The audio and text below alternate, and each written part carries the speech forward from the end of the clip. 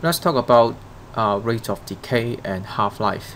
I would want you to read the textbook on page 252 to 253 and find out the definition of these two things and write it down here. Also try to use a graph to represent it.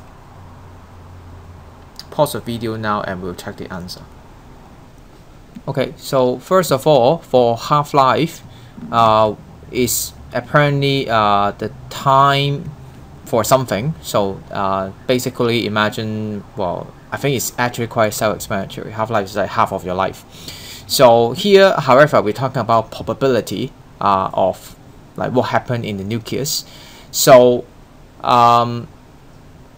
basically it's referring to a certain radioactive isotope that, for example, if it has 100 undecayed nuclei means the plural of nucleus, and that's a time for it to take to decay half of its quantity, so 50 out of 100 in that case. So for example, if you have say 100, and then when you get to 50, and then when you get to 25, the time is actually fixed. So for example, if this is 2 days for getting from 100 to 50, and then it will be also 2 days to get from 50 to 25 for the remaining undecayed nuclei. For the rate of decay, the word rate of decay actually is the same as the word activity in nuclear physics. The unit of this is BQ, becquerel. Is the name of the scientist, which you actually have seen it in a video before talking about types of radiation, Henry Becquerel. So it's referring to the average number of disintegration per unit of time. Basically, how many nuclear reaction happened per unit of time. We say per unit of time instead of second because the unit of time may change. So sometimes it is second, sometimes it is day, sometimes it is month, sometimes it is year, because it may be very long. So it will be better if you say unit of time. However, for SI units, we will use BQ. As for the graph you may want to draw, depending on you want to draw the remaining number like undecayed nuclei or activity, actually both graphs are the same against t time. The graph is an exponential curve, right, like this. Okay, so the most important thing is that you should find from, say here, if let's say this is 100, like I said, when it dropped to half of it, 50, the time it takes is the half-life, so we call it T half. And then when it gets to, say here, alright, I didn't draw very well, I think maybe it should be a bit more curve like this. Okay, okay, approaching 0. And similarly, you also have these time period to be T 1/2. That means a half-life. So once again, if this is 2 days, then this is all 2 days for getting to another half value. So from 50 to 25. So that's the idea of how it looks like on the graph. For safety precaution, I think it's quite, again, self-explanatory. As I said, in Hong Kong, for school, we need to hold license to store the radioactive substance. And if actually in the past in Hong Kong, schools are allowed to do it under certain procedures. I don't think any school nowadays are allowed to do that in Hong Kong. But anyway, if there's a lab, for example, laboratory, to want to store it, what you have to do is you need to have a lead container, because lead is one of the common but very dense material, which it will help you to block most of the ionizing radiation. So for alpha and beta, alpha and beta, surely for lead container it would 100% block all of them because it's very dense and usually it's quite thick, so maybe like a few cm thick for the internal wall. As for the gamma, usually people would say it would block around 50% after passing through the container. So it's not all, of course, but then it's still much better. And also gamma ray actually is not really that dangerous as you always receive anyway from the nature itself. Other than using a lead container, of course you have to lock it in a cabinet like other chemicals. When you pick it up, you want to use a pair of tongs because you don't want to use any of your body parts to directly touching it. Also, if during like any demonstration or anything, you would want to keep away from anybody, not pointing to anybody. And then when you take it out, you want to keep it as quick as possible. Apparently you want to put it back as soon as possible. Earlier time I talked about Fukushima, and then you may wonder that, hey, so after that incident, I don't know whether like you were aware of that, you know, because maybe you were very young, and so you may think that, hey, Japan is not a good place for you to travel or live in. And so what I did, I tried to search news. So here is a link you may want to take a look. So here is the news. I'll put the link in the description, or you can simply just click from the file you have from the note. So basically in that was 2015. I don't know whether this is still the case, but I do think it's more or less the same. So what happened is there was a professor who went to different places in Hong Kong, and using a machine which works similar to a Gauge counter, GM tube or GM counter. And what we find out was for Fukushima, apparently it is of course higher than Hong Kong, but most of our places in Hong Kong were actually much higher than the world average. As you can see, 0.25. The unit is microsievert per hour. And so places like Seoul or Sai-Kung or even Tai Kok Tsui, I don't know why Tai Kok Tsui and Nam Tsuen is higher, but then for the reason why Seoul and Sai-Kung is high is because of those rocks we have in Hong Kong. As I think I said earlier, that those rocks actually would emit radiation. So it's not actually a good place probably for you to go for hiking. I mean, hiking of course is good for your health, and going to hike for a day certainly will give you more benefits than, you know, issue with your health problem. But then probably you don't want to live next to those rocks, all right? Or you can see the granite or anything next to it. At the same time, I think airport, but it's not mentioned here, is also quite high also. So take a look of this article maybe. Yeah, it will be giving you some more insight about how radiation affecting your life in Hong Kong. At the same time, I find a video from Veritasium, a very super nice educational channel.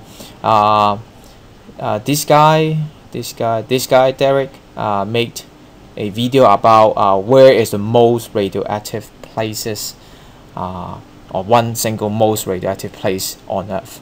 So he used banana as an example because in fact banana also has a little bit of radiation, and then you explore more. Okay, I'll keep it as a, you know, a secret, and you would try to explore it by watching this video. Again, really, it's a really nice video. Make sure you watch it. Hey, have you finished the video? I think for me the most impressive thing is, of course, is on the answer that where the most radioactive place it is actually everywhere. As long as if you smoke, then that would be the most radioactive things or activity you do, more than anyone, more than astronaut, more than the pilots.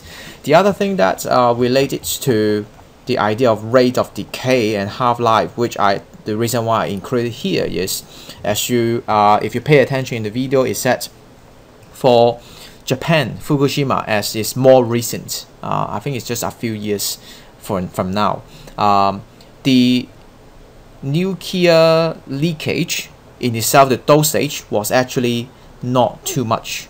But then the reason why Japan, if you really go to measure it using the GM counter, you'll find out it's much higher. It was because the reason was because the time that it taken for decay is not a lot. While for Chernobyl in Ukraine, the initial dose was way higher, but because it was long time ago, so now the half-life, I mean, it has gone for a lot of half-life, so then the activity has become much lower. So that is what we face in, I think, something for you to take away today from our physics lesson is, no matter you study physics in the future or not, and this is something you have to think about when you become maybe 18-year-old, when you cast your vote, when you participate in the society, something you have to think about how the energy policy, whether you develop nuclear power plants or using any other nuclear reaction or renewable energy, would affect your life and also the society as well. So something that you really have to think about from a scientific view, and the safety, the importance of safety of the nuclear power plants is actually very important. And that's why in some country like Taiwan, they actually I think there was a protest or social movement talking about they refuse to build a nuclear power plant in Taiwan because they don't simply think it is safe to do so. Okay, so to end this part of video, please do page 9, the past paper, and please stop the video first, and then after finish, we'll explain the answer. Okay, so let's take a look of the answer. So we have it said the atom consists of nucleus made of protons and neutrons, blah blah blah, surrounded by electrons. Yes, we all know that. Which one? Okay, very simple question. So which one has positive charge? So proton. Which two has almost equal mass? So again, proton and neutron. All right, very simple stuff. This chapter is actually very simple. Part B. Okay, so there is a symbol denoted by this. I mean silver denoted by this. And then say the number of blah blah blah, all these two things. Okay, proton and neutrons. So proton is simply the mass, is simply the atomic number. That means the one at the bottom. So simply 47. For neutron, you can never see directly because the first number is the mass number. If you remember mass number, it is the sum of the two. That means proton and neutron. So what you have to do is you have to minus them. And then it is a very easy number to minus, so it's simply 60, right? Yeah, 60. Okay, and that's how you get 4 points. It's very simple. Part C. There's a graph, and this is count rate, so it's simply similar to like the decay graph that we talk about. The x-axis is time. So it said use a graph to find the half-life. Okay, so let's take a look. One tricky thing is there might be some background radiation, alright, where maybe the graph look like this, and then eventually they never reach zero, so maybe there's something like, if you remember the previous question we did, yeah, so maybe there's something that is like always background, but I don't think I have seen it in IGCSE so far, so you may assume it is not. Okay, so let's take a look of the initial value. Initial value here is 320, right? So when you get to half, it is 180. Wait, no, it's not 180. Is it 180? It's 160. All right, sorry for my math. So 1, 2, 3, 4, 5, 6. Okay, so here's the line, and you want to draw it like this. Okay, it's not very strict. But if you get your ruler, I think it's better. So it should be around here, which is I think this is 10 grid, so 6, 7, 8. Is it 8? I think it's like 7.5, I think. Okay, 7.5 hours. So that will be the half-life. And part 2 is simply asking you to plot 2 more points for like the time greater than 10 hours. Use a dot in a circle to indicate each point. So you don't actually have to draw a line because they just tell you to plot. So what you could do is you could simply see here, because the coordinate is 7.5 and 160, right? So for the next coordinate that you should know after another half-life, so 15, so that means 7.5 more, and then that will get to half, so that will be 80, and then another point that you do for another half-life will be plus 7.5 for the time, which is 22.5, and the remaining calm rate, like the activity, will be 40. So let's just find it out. So 80 is here, and then right at 15. Okay, so right here. Okay, so this is the point you want to do, and then the next one will be 40. 1, 2, 3, 4, 4. This line at 20, 21, 22, 22.5. So right here. Alright, I think if you could do it on the paper, I think it's much easier than how I do on the screen.